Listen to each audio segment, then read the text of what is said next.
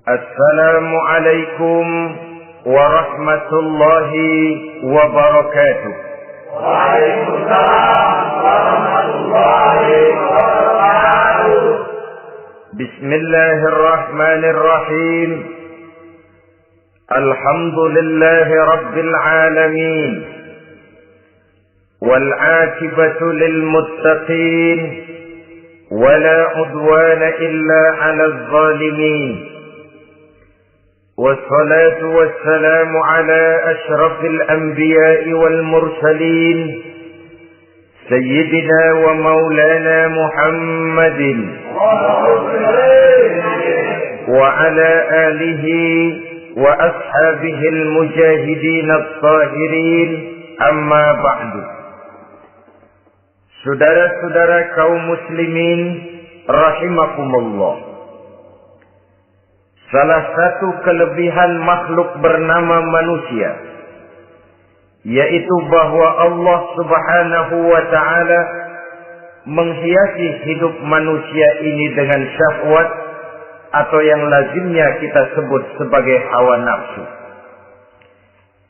Inilah tenaga yang merupakan daya dorong yang melahirkan dinamika dalam kehidupan manusia, yang menyebabkan terus-menerus terjadinya perkembangan dalam sejarah peradaban dan kehidupan manusia.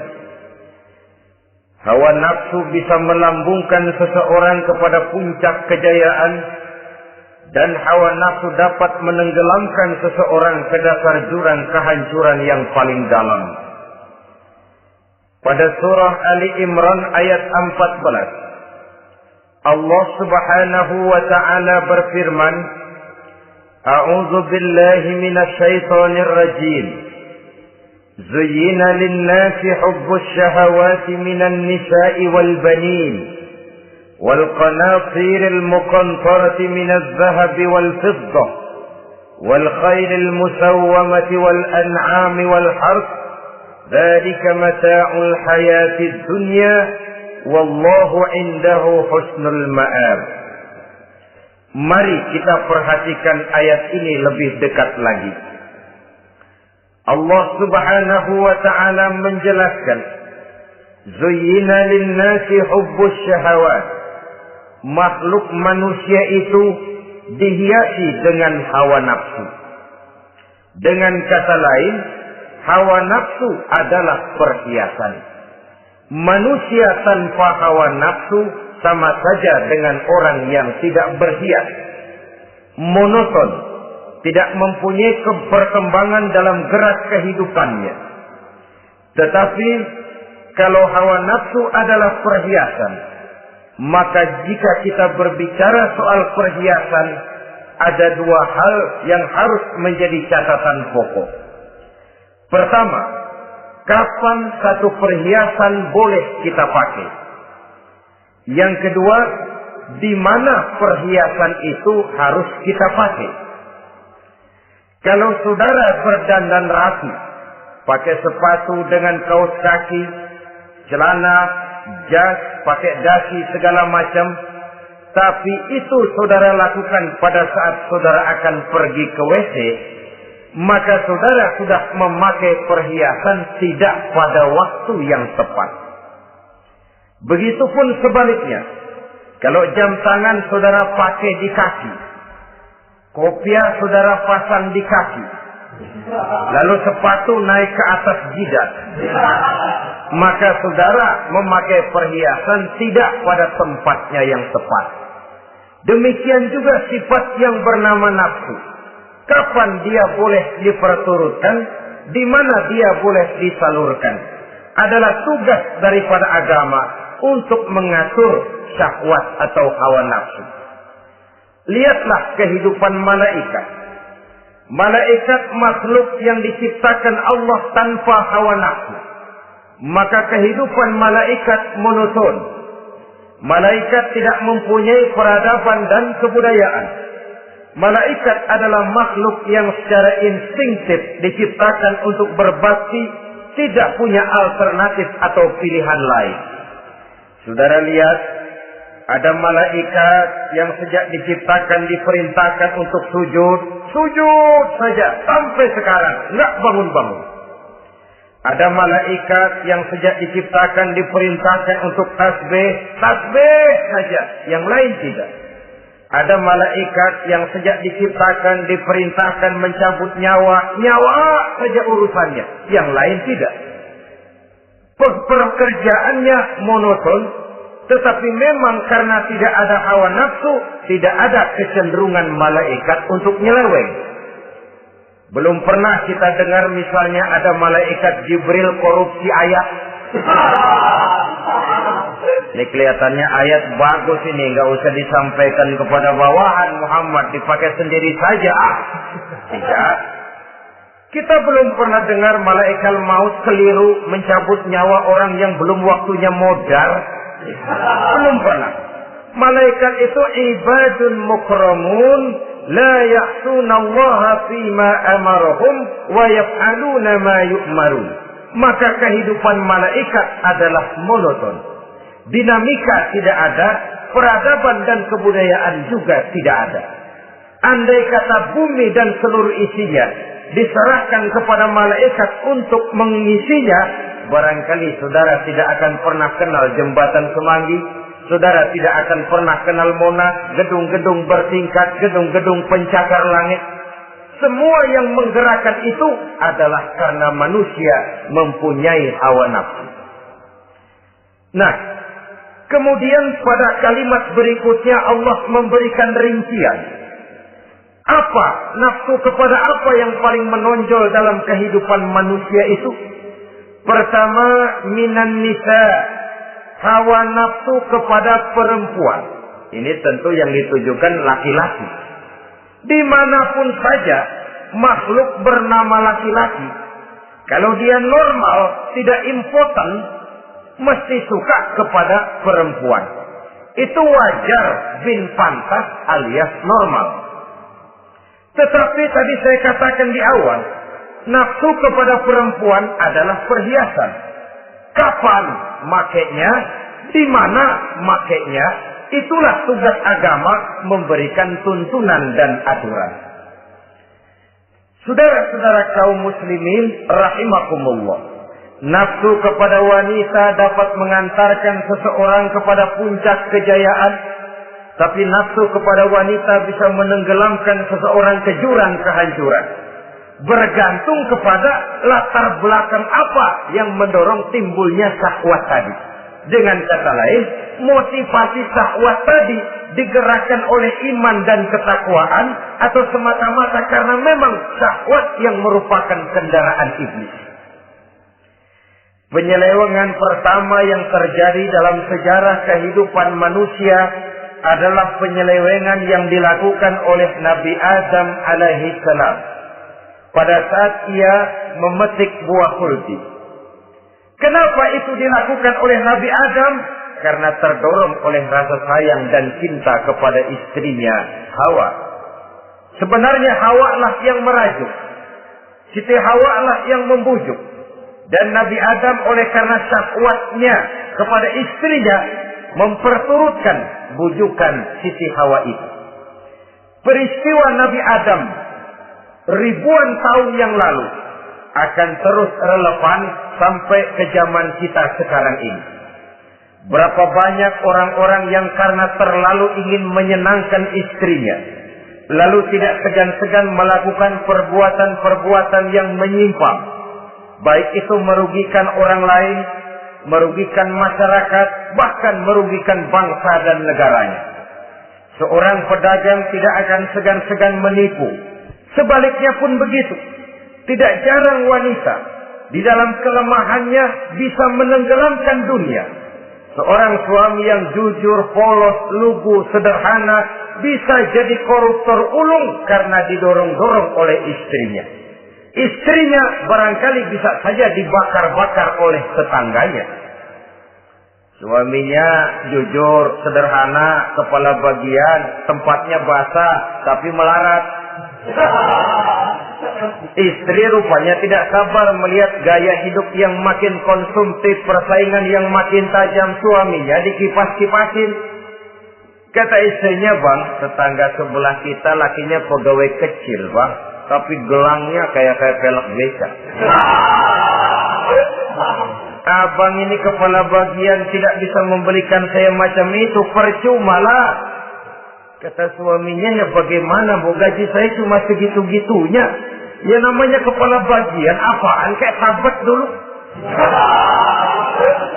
Kalau sudah berpikir ke arah ini, artinya sudah nifasi suaminya untuk melakukan tindakan yang tidak wajar. Saudara-saudara kaum muslimin rahimakumullah, sejak zaman klasik sampai kepada zaman kita sekarang ini, kita melihat kecenderungan syahwat kepada wanita ini. Julius Caesar yang katanya gagah perkasa ternyata tunduk di bawah kaki Cleopatra. Napoleon Bonaparte, the Lion of Europe, singa daratan Eropa, luas kekuasaannya, gagah perkasa tentaranya, kepada siapa dia tunduk? Ke bawah kakinya Margaret Josephine. Demikianlah di zaman kita sekarang, kita melihat di Jepang, betapa Perdana Menteri Uno didesak mengundurkan diri dari jabatan Perdana Menterinya oleh karena terlibat skandal dengan geisha. Kita juga melihat di Amerika betapa Senator Gary Hart dari Partai Demokrat yang masih muda, jenius, diharapkan masa depan Amerika lahir dari tangannya, terpaksa mengundurkan diri dari calon presiden oleh karena terlibat skandal dengan Donna Rice. Kita juga menyaksikan betapa parlemen dan kabinet di Inggris sempat geger oleh karena skandal Pamela Bordes, pelacur kelas kakap yang melanglang buana mencari sasaran-sasaran kakap. Ini adalah kisah kejatuhan yang diakibatkan oleh hubbus syahawat minan nisa. Oleh karenanya benar jika Nabi kita menyatakan an-nisa'u imadul bilad, wanita adalah tiang negara. Jikalau baik wanita, baik negara. Jikalau rusak wanita, hancur negara. Kalau syahwat kepada wanita cuma semata-mata karena syahwat, maka seorang laki-laki akan memandang wanita cuma sekedar alat pemuas hawa nafsu. Nilainya rendah. Sedangkan agama kita mengajarkan ma akraman nisa'a illa karimun wa ma ahanan nisa'a illa laimun, kata Nabi. Tidak akan menghormati kaum wanita kecuali orang-orang yang terhormat, dan tidak akan merendahkan derajat kaum wanita kecuali memang orang-orang yang rendah moralnya. Dengan kata lain, apabila syahwat minan nisa ini dilandasi dengan semangat iman dan ketakwaan, maka kehidupan Rasulullah sallallahu alaihi wasallam sungguh menjadi figur dan contoh dalam kehidupan kita. Perkawinannya bukan karena wajah yang cantik semata-mata, tapi lebih merupakan nilai ibadah kepada Allah Subhanahu wa taala. Dengan demikian, kecenderungan kepada hubbus syahawat minan nisa dikontrol oleh nilai iman. Barometernya, tolok ukurnya adalah iman. Di zaman sekarang banyak kasus kawin campur yang pada akhirnya akan membingungkan kita sendiri. Padahal Al-Quran secara jelas dan tegas memberikan bimbingan. Orang itu kalau sudah, kata Imam Syafi'i, wa ainur ridha an kulli aibin kalilatun kama anna aina syuhti tubdil masawiya. Mata kalau dibalut cinta dia buta terhadap nista, tapi mata kalau dibalut benci hanya melihat yang keji-keji saja. Biasanya cinta kepada wanita memang bisa menimbulkan dorongan yang positif, tapi juga bisa membuat seseorang buta sama sekali. Dorongan yang positif paling kurang dari segi penampilan. Coba lihat lelaki kalau lagi demen perempuan, lenjeh banget. Sisiran rambutnya rapi, teriskaan bajunya lancip, sepatunya mengkilat, kantong celananya tebel, perkara anduk isinya bukan soal. Yang penting kan gaya. Lalu dinamis, kreativitasnya ada saja timbul. Tapi pada sisi lain, jika orang sudah kehilangan pertimbangan, juga kadang-kadang tidak segan-segan mengorbankan akidah, mengorbankan nilai-nilai iman. Padahal ini taruhan utama, sampai Quran dengan tegas memberikan peringatan. Wala ammatun mu'minatun khairun min musyrikatin walau a'jabatkum. Perempuan budak yang hitam legam, kalau beriman, itu lebih baik untuk dinikahi daripada wanita cantik berkulit kuning langsat tapi musyrik. Lebih baik budak yang hitam legam beriman daripada wanita cantik berkulit kuning langsat berhati bangsat. Tapi kita kadang kehilangan pertimbangan. Karena agama, karena cinta agama digadaikan. Karena cinta akidah terjual. Karena cinta keyakinan jadi korban. Ini semua penyakit yang datang dari hubbus syahawat minan nisa. Kecenderungan mengumbar nafsu kepada perempuan. Ini memang perhiasan, tapi bisa juga jadi bumerang dalam kehidupan manusia. Berapa banyak penyelewengan terjadi karena pengaruh wanita yang tidak bisa jadi bisa. Ini pengaruh di dalam kehidupan memang sedemikian besarnya. Sehingga saudara-saudara kaum muslimin, inilah yang perlu dikendalikan dalam kehidupan, kapan dan di mana. Kalau nafsu adalah perhiasan, kapan dan di mana perhiasan itu harus kita pakai. Di mana dia harus kita tempatkan. Begitu juga yang menyangkut soal perempuan. Kapan? Ya kapan? Tentu kalau sudah nikah. Di mana? Yang jelas bukan di depan umum.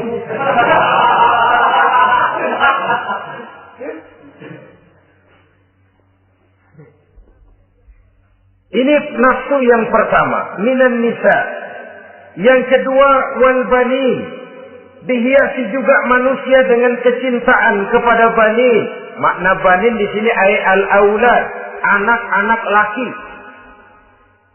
Kenapa disebut banin, anak-anak laki? Karena pertama, sering anak laki itu lebih jadi kebanggaan buat orang tuanya ketimbang anak perempuan. Sebabnya apa? Pertama, faktor nasab. Silsilah lebih kuat kepada laki-laki ketimbang perempuan. Yang kedua, faktor cita-cita. Orang tua kalau punya anak laki-laki, cita-citanya panjang. Nak, kau nanti jadi dokter ya. Nak, jadi insinyur ya. Nak, jadi pilot ya. Nak, jadi pengusaha ya. Nak, jadi presiden ya. Tapi kalau dia punya anak perempuan, paling, ya nak, mudah-mudahan nanti kamu dapat jodoh orang baik, nak. Dapat jodoh orang soleh. Saudara-saudara, yang ketiga, anak perempuan itu kalau sudah berkeluarga, biasanya pindah kepada lingkungan keluarga lain. Sehingga orang berkata, punya anak perempuan banyak sebenarnya seperti agen. Artinya ada yang mau bawa, kan gitu. Ada yang minta, ambil. Ada yang berminat, buntel. Paling dia nengokin orang tuanya lebaran. Ya syukur kalau sebulan sekali atau seminggu sekali. Tapi minimnya kan lebaran. Dengan demikian dari garis nasab ini lebih kuat al-banin ketimbang al-banat.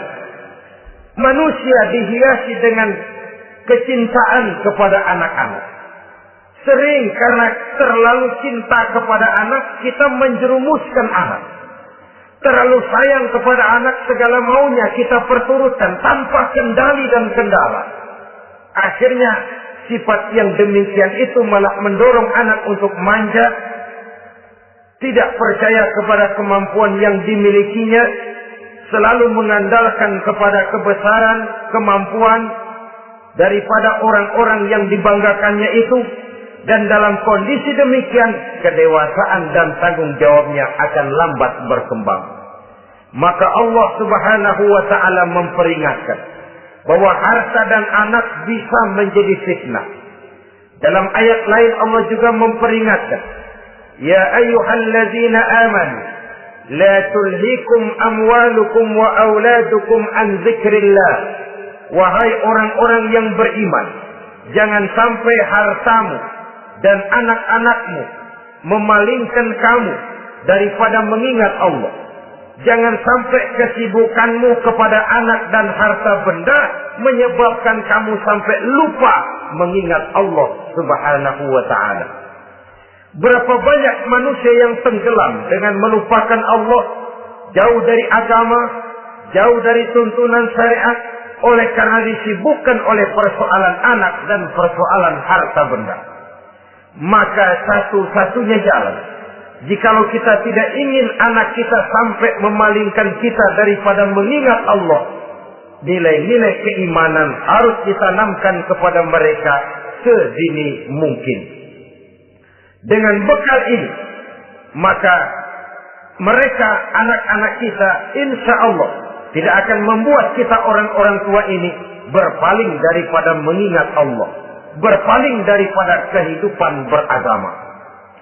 Memang karena anaklah kita orang tua peras keringat banting tulang, pergi pagi pulang sore cari nafkah. Karena anaklah kita orang tua kepala jadi kaki, kaki jadi kepala. Asal mereka bisa menikmati hari depan yang lebih baik dari yang kita nikmati sekarang ini. Tapi berapa banyak juga orang-orang tua yang tidak sadar akan amanah berupa anak ini. Mereka lalai, mereka bersikap masa bodoh, padahal tidak akan ada yang tidak dipertanggungjawabkan di hadapan Allah Subhanahu wa ta'ala. Orang tua bisa mendapat pensiunan pahala kalau anaknya tumbuh menjadi anak yang soleh. Tetapi orang tua pun bisa saja masuk neraka karena anaknya menjadi anak yang kurang ajar dan orang tuanya sama sekali tidak pernah memberikan pendidikan yang sebagaimana mestinya. Saudara-saudara kaum muslimin rahimakumullah, kita tentu berharap memperoleh pensiunan pahala dan bukan mendapat tambahan dosa dari kekurang ajaran anak-anak kita akibat kita sebagai orang tuanya tidak pernah mau mendidik mereka. Dalam hadis ada diriwayatkan, ada anak kurang ajar, sembahyang tidak, puasa ibadah tidak, kenal Allah tidak, beriman pun tidak, dosa kelewat banyak, kejahatan berkarat. Di akhirat nanti disidang dia, ditanya, kamu kenal siapa Tuhanmu? Tidak. Kamu tahu siapa nabimu? Tidak. Kitab sucimu apa? Tidak tahu. Kiblatmu di mana? Tidak ada. Kamu sholat? Tidak pernah. Kamu puasa? Tidak pernah. Wah, kalau begitu kamu rusak sekali. Kamu neraka. Anak ini mengajukan protes. Saya menuntut keadilan. Benar saya tidak kenal siapa Tuhan saya. Saya tidak tahu apa kitab suci saya. Saya tidak pernah mendirikan sholat. Tidak pernah melaksanakan puasa. Pendeknya tidak ibadah dan tidak iman. Tapi semua itu terjadi. Sebab-sebabnya tidak lain karena orang tua saya tidak pernah mendidik dan mengajarkan saya. Orang tua saya tidak pernah mengarahkan saya ke jalan itu. Sampailah saya seperti keadaan yang sekarang ini. Orang tua saya enak-enakan ngaji, saya teler diantepin aja. Orang tua saya memegang kitab, saya megang botol. Dia tahu, dia diam saja. Dia tahu dan dia tidak memberikan peringatan. Karena orang tua saya lah, maka saya jadi seperti sekarang ini. Kalau saya harus masuk ke dalam neraka, saya menuntut keadilan agar orang tua saya juga ikut bersama saya gabung ke dalam neraka. Orang tuanya yang baik-baik dipanggil, Sudah mau berangkat ke surga nih orang tua, dipanggil, "Ntar dulu Mas, sini dulu." Mau kemana, kencang banget? Surga Pak. Nanti dulu, urusan belum beres. Ini benar anakmu ini. Dilihat anaknya. Iya anak saya ini. Waktu di dunia nggak pernah diajarin ngaji. Nggak pernah. Sampai dia nggak kenal Tuhannya. Nggak kenal nabinya. Nggak kenal kiblatnya. Nggak kenal kitabnya. Iya. Dia sembahyang, kamu diam, dia nggak sholat, kamu diemin aja. Iya kali. Kenapa pakai kali? Yang benar ngomong Mas.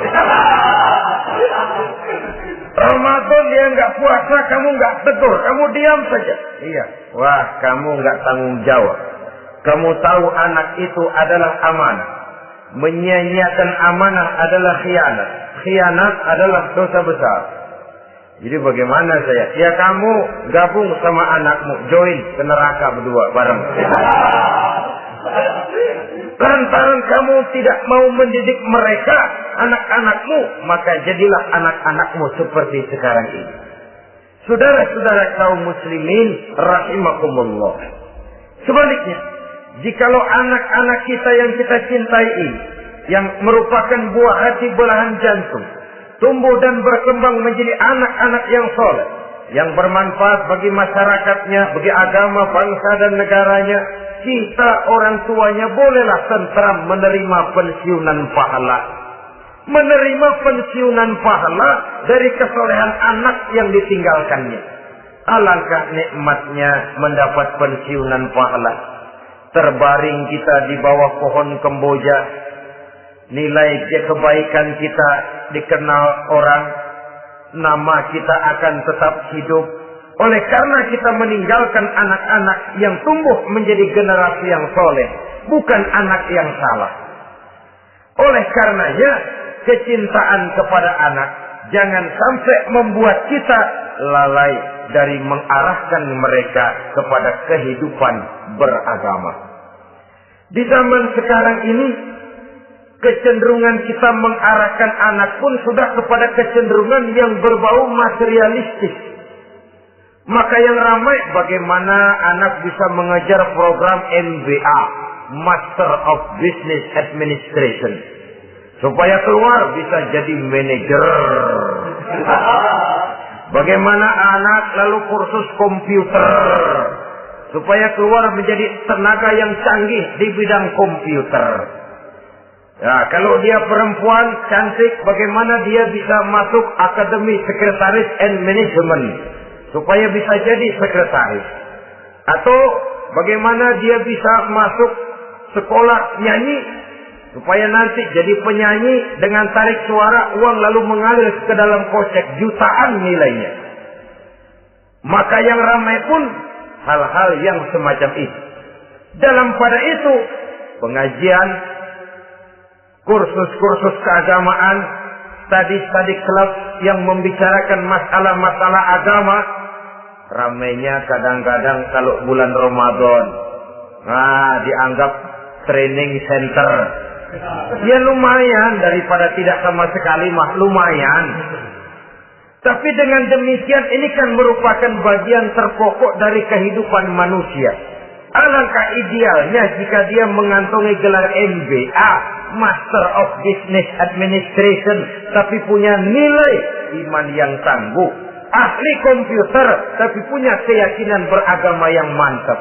Dan ini harus ditanamkan lebih dahulu sebelum dia menguasai disiplin ilmu yang lainnya. Saudara-saudara kaum muslimin rahimakumullah. Kecintaan kepada anak-anak sering mendorong seseorang untuk menimbulkan sifat nepotisme. Segalanya serba garis keturunan. Sejak ia jalur birokrasi sampai ke dalam kehidupan sehari-hari, nepotisme ini bisa terlihat. Orang kehilangan kondisi objektivitasnya. Mampu atau tidak, soal lain. Bidangnya atau tidak, bukan soal. Yang penting masih ada hubungan keturunan. Maka timbullah tumpang tindih untuk sesuatu pekerjaan yang tidak sesuai dengan kemampuan dan keahliannya. Di desa-desa kita melihat masjid, ketua masjid bapaknya, bendahara anaknya, sekretaris mantunya, Bilal besannya, polbeduk engkongnya. Pokoknya asal masih ada garis keturunan, masuk, tidak minggir. Ini pada akhirnya kurang menciptakan pemerataan kesempatan. Iyalah kalau profesinya, tapi kan jarang yang demikian itu. Kita boleh cinta kepada anak-anak kita, tapi jangan lalu mempergunakan posisi yang kebetulan kita gunakan untuk menempatkan anak-anak kita lebih dari kemampuan yang mereka miliki. Nepotisme yang lahir. Sehingga ini bukan saja tidak mendidik, tapi mengakibatkan terjadinya tumpang tindih. Tidak lagi berprinsip the right man on the right job, bahwa orang harus ditempatkan sesuai dengan keahliannya, tapi kita sudah berpikir subjektif. Ahli atau tidak ahli, asal masih berbau keturunan, ayo silahkan. Nepotisme yang akan lahir. Oleh karenanya, mencintai anak adalah sesuatu yang merupakan perhiasan di dalam kehidupan. Wajar, tetapi harus kita menempatkannya sesuai dengan semestinya. Ini yang kedua. Yang ketiga, nafsu yang menghiasi hidup manusia itu adalah nafsu kepada wal qanatiril muqantarati minaz zahabi wal fiddah. Al-qantarah ay al-malul katsir. Kecintaan, kesenangan, nafsu kepada harta benda yang banyak daripada emas dan perak. Ini tentu sesuai dengan situasi dan kondisi. Kecintaan untuk mengumpulkan harta benda yang sebanyak-banyaknya. Baik itu berupa emas, baik itu berupa perak. Ini cuma penyebutan beberapa jenis dari kecenderungan manusia kepada harta benda. Bukankah sering dikatakan orang bahwa manusia di dalam berhadapan dengan harta itu seperti meminum air laut. Makin diminum, makin kering tenggorokan, makin haus kita dibuatnya.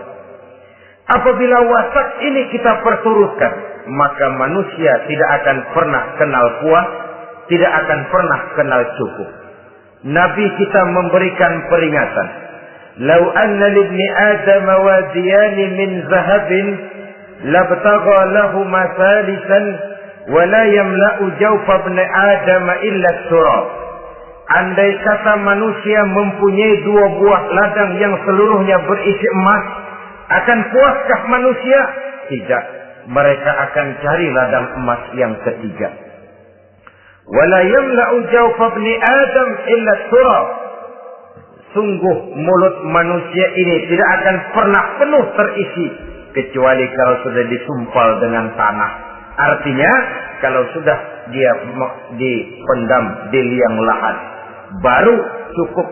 Tetapi sepanjang dia masih bergerak, masih hidup dan bernyawa, masih bisa berusaha dan berbuat, dia tidak akan pernah mengenal puas. Ini akan mendorong manusia terjebak kepada menghalalkan segala cara untuk mencapai tujuan. Yang penting kaya, kan begitu. Dan cepat. Sebab sekarang orang sering motong kompas. Yang penting kan cepat kaya. Soal cara, kalau jujur aja mah, sampai kapan mau kaya? Perkara itu renten, bukan soal. Perkara itu judi, tidak jadi masalah. Perkara itu korupsi menyangkut hak orang banyak, bukan soal. Yang penting cepat kaya.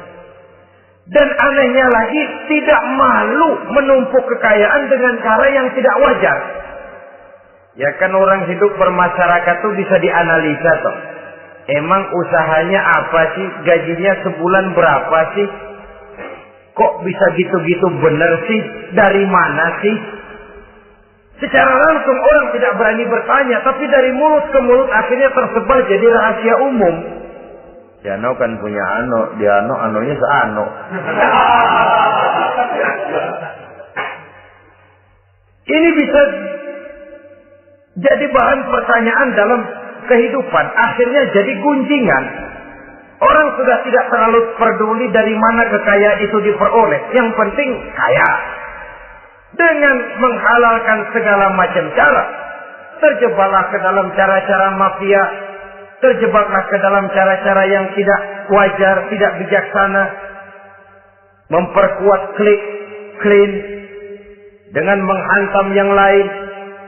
Saudara-saudara kaum muslimin rahimakumullah, bahwa manusia punya nafsu ingin kaya itu boleh. Boleh. Agama memberikan tuntunan, memberikan aturan. Tidak hanya sekedar asal kaya, tidak hanya sekedar asal banyak harta. Malahan hadis menyatakan kalau saudara diberikan umur panjang, pertanyaan akhirat cuma satu kok. Umurmu kau habiskan di mana? Kalau saudara diberikan amanah berupa ilmu pengetahuan, pertanyaan akhirat juga cuma satu kok. Ilmumu kau amalkan untuk apa? Tapi kalau kita diberikan amanah berupa harta benda, pertanyaan akhirat itu dua. Min aina iktasabahu wa fima anfaqahu. Dari mana hartamu kau dapat, kemana hartamu kau belanjakan. Dari mananya ditanya, kemananya juga ditanya. Depan belakang ditanya. Dan kalau mempergunakan harta untuk kesenangan syahwat, orang berani bukan main. Tapi kalau untuk kepentingan agama, yang hakikatnya untuk kepentingan dirinya sendiri, berat seperti nyabut bambu dari ujung. Orang kalau menyumbang masjid 100.000, itu kan zahirnya memberikan panitia masjid. Tapi hakikatnya kan dia nabung buat dirinya sendiri. Seolah-olah dia cuma berkata, Pak, tolong saya titip 100.000, ini untuk kepentingan saya di akhirat nanti. Silakan uangnya mau dibelikan semen, pasir, kaca, pintu, jendela, silakan. Saya cuma titip, ini untuk saya di akhirat nanti. 100.000 Pak. Zahirnya dia memberikan kepada panitia masjid, madrasah, pesantren, yatim piatu. Hakikatnya dia nabung buat dirinya sendiri di akhirat. Malah tabungan ini bukan SDSB namanya, SDBS. Sumbangan dana berhadiah surga. Itu SDBS namanya. Sekarang orang mengejar SDSB, lalu berat mengejar SDBS. Sumbangan dana yang berhadiah surga. Langsung dari Allah subhanahu wa ta'ala. Coba kalau dia main golf, sewa lapangan golf itu 400-500 sebulan. Paling 45 kali main. Beli stick golfnya saja sampai jutaan. Datang panitia pembangunan masjid 100. Ini tadi doain masuk surga lagi. Surga 100.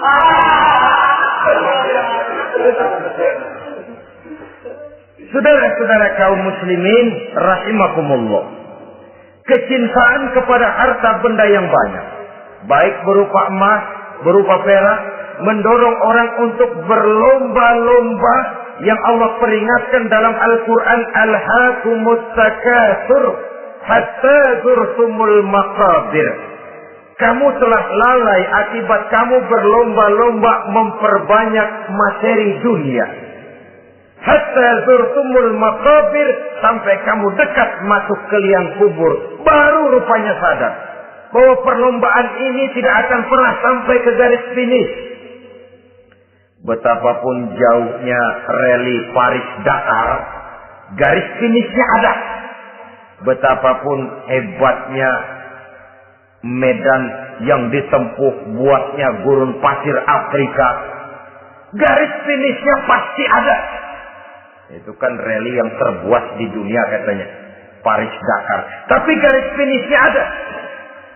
Namun jikalau kita berlomba memperbanyak harta, kita tidak akan pernah sampai ke garis finish. Yang kecil-kecilan aja dah. Kalau orang ditanya, kamu kenapa sih belum mau sembahyang? Ya, bagaimana mau sembahyang, Pak? Tinggal di Jakarta masih kontrak.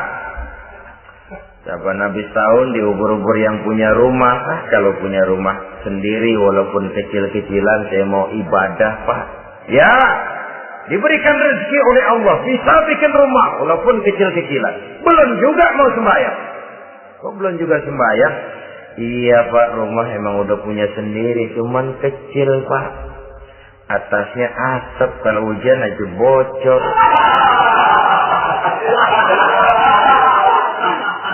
Kalau bisa bikin rumah yang permanen, Pak, tenang, saya ibadah, sembahyang saya rajin. Iyalah, diberikan rezeki, bisa bikin rumah permanen. Bagus rumahnya. Lain lagi. Iya, rumah sudah permanen, tembok, kubin. Cuman isinya belum ada, Pak, perabotannya. Kalau punya peralatan rumah tangga yang memadai, tenang, saya ibadah. Diberikan juga rezeki, bisa beli perabotan rumah tangga yang lumayan. Di atas tekelnya sudah pakai karpet, mebelnya spaghetti, tempat tidurnya alga spring bed, dan lo-pilo, ada kulkas, ada TV, di sebelah TV ada kunci mobil. Kuncinya mobilnya.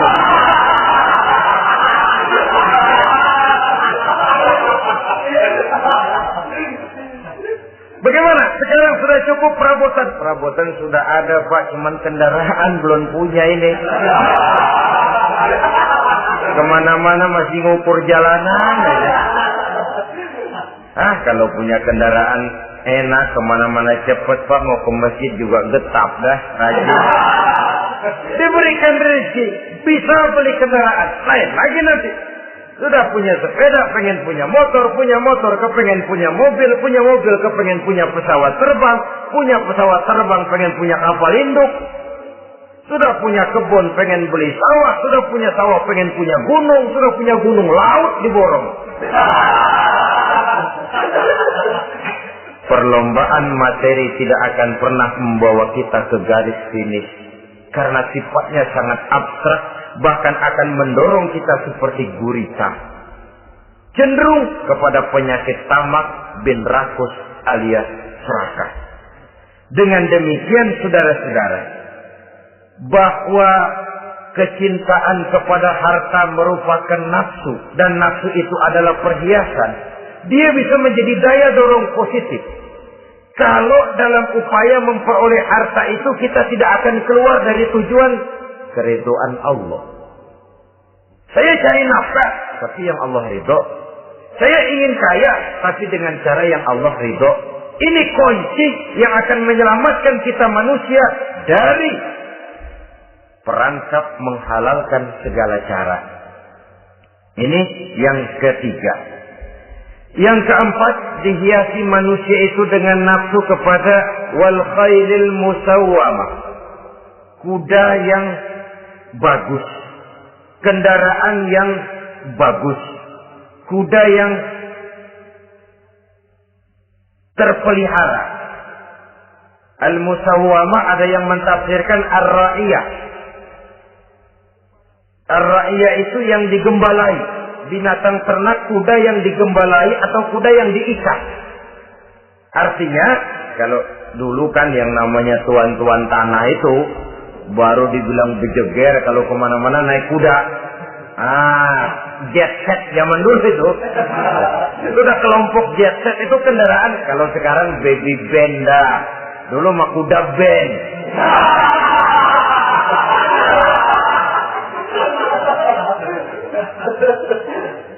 Manusia punya kecenderungan suka kepada kendaraan. Apalagi di zaman sekarang ini, wah, iklan-iklan itu kan sangat menggoda kita. Melayani segala macam bentuk penjualan. Ini lalu terangsang biar duit cekak. Kalau udah ngebaca itu, wah, berani banget dah. Tahu duit nggak mungkin cukup, tapi begitu baca melayani segala macam bentuk penjualan dengan fasilitas ringan. Jadi dah. Jadi juga punya mobil, jadi dah. Perkara utang itu bakal nyekek leher, bukan soal. Kasihan saudara-saudara kita di daerah-daerah yang terjebak kepada iklan-iklan merangsang yang akhirnya di luar kemampuan. Sehingga terjebak pada saat dia harus mengembalikan kredit, dia tidak mampu, barang disita, uang hangus, nyengir. Bekipak kembali taklil. Habis arang besi binasa. Bahwa kita menginginkan kendaraan yang serba baik, silakan. Tiap akhir tahun ganti merek, keluar yang baru, ganti lagi. Itu kalau orang yang mampu. Buat kita yang tidak mampu, kenapa tidak bersyukur melihat yang lebih rendah di bawah kita? Alhamdulillah kita punya mobil, tangga kita cuma punya motor. Yang punya motor, syukur kita punya motor bisa rada cepetan. Tangga sebelah punya sepeda. Mana-mana kekejek mulu. Yang punya sepeda, alhamdulillah punya sepeda. Tangga sebelah kemana-mana jalan kaki. Yang jalan kaki, syukur masih bisa jalan. Teman sebelah lumpuh bertahun-tahun. Yang lumpuh, alhamdulillah masih hidup. Tangga sebelah kemarin out nggak balik lagi. Saudara-saudara, saya pikir menengok ke atas itu perlu supaya ada rangsangan kita untuk maju. Tapi menengok ke bawah pun juga lebih perlu agar kita mensyukuri yang ada dan tidak suudzon, tidak buruk sangka kepada Allah. Apa yang diberikan Allah kepada kita sekarang ini, itulah yang terbaik menurut Allah untuk kita. Saudara-saudara kaum muslimin rahimakumullah. Dahulu ada seorang pemuda, matanya buta. Dia mengeluh, "Ya Allah, kenapa saya dilahirkan dalam keadaan buta? Apa dosa saya? Apa salah saya? Andai kata saya tidak buta, saya melihat keindahan alam ini, saya lebih akan bersyukur kepadamu ya Allah." Nah, sudah, dia berburuk sangka kepada Allah. Satu hari, ini Raja Baduy di pedalaman mengerahkan tentaranya menculik anak-anak muda. Ini Raja Baduy ini kanibal, artinya suka makan daging manusia. Anak-anak muda ini diculik. Yang masih muda-muda ya, kalau kambing muda itu kan di sop rada sedap. Rupanya ini Raja kanibal ini begitu. Anak-anak muda termasuk pemuda yang buta tadi itu kena culik. Ya, sudah diculik, rawatlah di istana raja ini, diberikan pakaian bagus, dikasih makan serba enak. Sebab apa? Supaya badannya gemuk. Setelah gemuk nanti dipotong di sop legit. Udah, kerjanya cuma makan tidur, fasilitas nikmat, tidur enak. Ya, udah giliran dapat 1 bulan 2 bulan kemudian, ketika mau diambil anak-anak muda ini, raja sendiri yang milih mana yang disop duluan nih. Sampai giliran anak muda yang buta ini, raja geleng kepala. Yang begini mau buta, dagingnya nggak enak.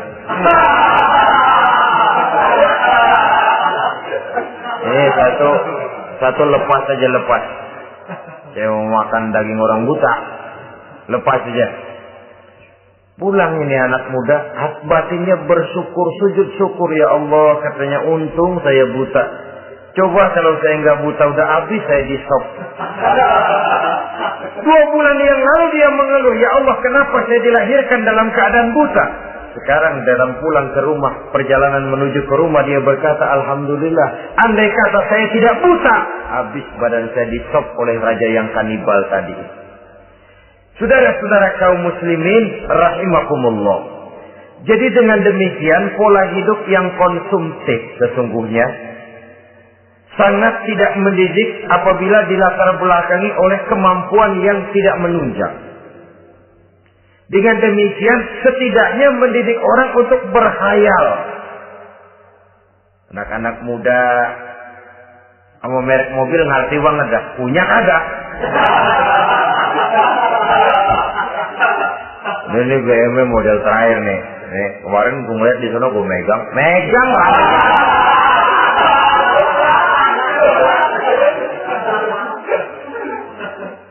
Tulul amal ini kalau tidak diimbangi dengan saluran yang positif, dia akan terjebak kepada penyakit tulul amal, panjang angan-angan. Baiklah ya, wal khailil musawwamah. Yang keempat, yang kelima maksud saya, wal an'am, cinta kepada binatang ternak. Manusia ini kan punya kecenderungan macam-macam. Setelah rumahnya bagus, hartanya banyak, kendaraannya cukup, ingin beternak. Jadilah peternak. Ini kecenderungan manusia, wajar saja sepanjang didapatkan dilakukan dengan cara-cara yang wajar. Wal harth, dan tumbuh-tumbuhan, bertani, bersawah, berladang, itu merupakan kecenderungan daripada manusia.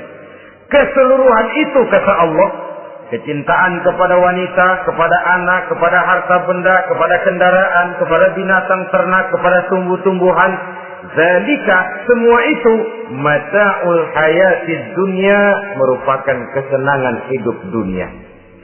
Berapa lama kesenangan hidup dunia? Sebentar, seumur manusia. Seumur manusia. Bahkan kadang-kadang pada saat dia masih hidup pun orang tidak sepenuhnya sempat menikmati kesenangan hidup dunia. Apabila ajal datang, selesailah kehidupan dunia sampai di situ. Orang-orang kafir, buat mereka surganya di dunia ini. Bila kehidupan di dunia selesai, selesailah sudah surganya sampai di situ. Kesemua itu, kata Allah, merupakan kesenangan daripada kehidupan di dunia. Wallahu indahu husnul ma'ab, dan Allah mempunyai tempat kembali yang sangat baik. Nah, setelah Allah menjelaskan semua itu, pada ayat yang ke-15 Allah memberikan jalan keluarnya. Memperturutkan nafsu kepada wanita, anak-anak, harta benda, kendaraan, binatang ternak. Bijaksanakah itu?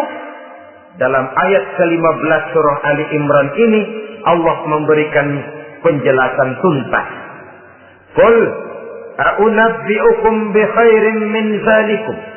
Katakan kepada mereka Muhammad, maukah kamu aku beri kabar yang lebih baik dari semua itu? Lebih baik daripada kesenanganmu kepada wanita, kepada anak-anak, kepada harta benda, kepada kendaraan dan sebagainya. Mau kamu aku beritahu yang lebih baik daripada semua itu? Jawaban tentu mau. Kalimatnya bukan ukhbirukum, a'unabbi'ukum. An-naba itu berita yang besar. Lain dengan al-khabar, itu berita biasa saja. An-naba, sehingga pembawa berita disebut nabi. Dari naba yanbi, pembawa berita yang benar. A'unabbi'ukum, maukah aku tunjukkan kepada satu berita yang benar-benar besar dan benar-benar lebih baik dari yang semua disebutkan tadi. Apa jalan keluarnya? Lillazina taqaw 'inda rabbihim jannatun tajri min tahtiha al-anhar. Bagi orang-orang yang bertakwa kepada Allah, mereka akan mendapatkan surga yang di bawahnya mengalir sungai. Khalidina fiha, mereka akan kekal di dalamnya. Wa azwajun mutahharah, dan mereka mendapat istri-istri yang suci. Waridwanum minallah, dan keridhaan daripada Allah subhanahu wa ta'ala. Kalau kamu hai orang-orang yang beriman, kalau kamu hai manusia menyangka bahwa nafsu kepada wanita, anak-anak, mengumpulkan harta benda, kendaraan yang menarik, binatang ternak dan tumbuh-tumbuhan itulah yang lebih baik untuk kesenangan dunia, memang itu kesenangan dunia. Tapi nih, seolah-olah kata Allah, nih, saya kasih tahu kamu, aku beritahu yang lebih baik dari semua itu. Apa? Takwa kepada Allah. Kecintaan kepada wanita. Kalau takwa dasarnya, orang nggak amburadul, nggak semrawut, nggak pokoknya gue masal perempuan dan mbak terus. Tapi punya kaidah, punya norma. Demikian juga kepada anak-anaknya. Demikian juga kepada harta benda. Pokoknya asal harta, mau halal, mau haram, tekuk terus deh. Semuanya dilandasi oleh taqau, lillazina taqau, oleh ketakwaan kepada Allah. Nah, ketakwaan ini akan menghasilkan apa? Inda rabbihim jannatun tajri min tahtihal anhar. Menghasilkan surga yang di bawahnya mengalir sungai-sungai. Saudara-saudara kaum muslimin rahimakumullah. Jika kita menyangka bahwa wanita bisa memberikan kesenangan, iya, kesenangan dunia. Jika kita menyangka bahwa harta benda bisa memberikan kesenangan, iya, kesenangan dunia. Jika kita menyangka bahwa kendaraan bisa memberikan kesenangan, iya, kesenangan dunia. Tapi kita tidak cuma ingin itu, kita ingin itu semua juga bisa membawa kesenangan akhirat. Caranya landasi dengan takwa. Kesenangan kepada wanita didasari dengan takwa. Maka jangan jadikan wanita cuma sekedar alat pemuas hawa nafsu. Kesenangan kepada anak-anak dilandasi dengan takwa. Maka anak-anak diarahkan kepada jalan yang diridhoi Allah. Kesenangan kepada kendaraan dilandasi dengan takwa. Maka kendaraannya selalu mengarah berjalan menuju jalan takwa, diridhoi oleh Allah Subhanahu wa taala. Kalau tidak, tuh mobil selempengan Ancol gancang banget ya. Tapi giliran dihadapin ke masjid, mogok melulu. Urusan ngaji ada aja halangannya tuh kendaraan. Tapi kalau untuk urusan maksiat, ngebut benar-benar. Dilandasi dengan ketakwaan. Sehingga dengan demikian, tidak hanya sekedar surga di dunia ini, tapi lebih-lebih di surga di akhirat nanti. Khalidina fiha, kekal. Kalau dunia ini kan zillun zail, bayangan. Hari ini kita jaya, besok kita bangkrut. Siapa yang mau menghalangi? Hari ini kita melambung, besok kita nyungsep. Siapa yang bisa menarik? Tidak kekal, berubah, temporer, relatif. Di sana kebahagiaan yang dilandasi dengan takwa ini sudah surga, kekal di dalamnya, azwajun mutahharah. Dapat istri-istri yang suci. Suci dalam arti belum pernah dijamah orang lain. Suci dalam arti tidak pernah terkena halangan. Seperti men misalnya. Baik menstruasi atau mencret, itu tidak. Azwajun mutahharah. Konon makna mutahharah ini ya artinya juga bisa selalu gadis, bidadari, selalu perawan, tidak pernah janda, walaupun tiap hari dipakai, perawan terus. Dan yang lebih penting, waridwanum minallah, mendapat ridho dari Allah Subhanahu wa taala. Jadi hawa nafsu dengan motivasi takwa, itulah sesungguhnya yang dikehendaki oleh Ali Imran ayat 14 dan 15. Dengan demikian, manusia dengan ketakwaannya mengendalikan hawa nafsu dan bukan malah dikendalikan oleh hawa nafsunya. Sehingga dengan demikian seluruh fasilitas yang dimilikinya, baik itu berupa istri, anak, kendaraan, binatang ternak, harta benda, tanam-tanaman, seluruhnya semakin meningkatkan ketakwaannya kepada Allah Subhanahu wa taala. Mudah-mudahan kita bisa mencapai tingkat ini di mana kita hidup mampu dan sanggup mengendalikan nafsu, bukan malah dikendalikan oleh hawa nafsu. Terima kasih dan mohon maaf. Wassalamualaikum warahmatullahi wabarakatuh. Waalaikumsalam warahmatullahi wabarakatuh.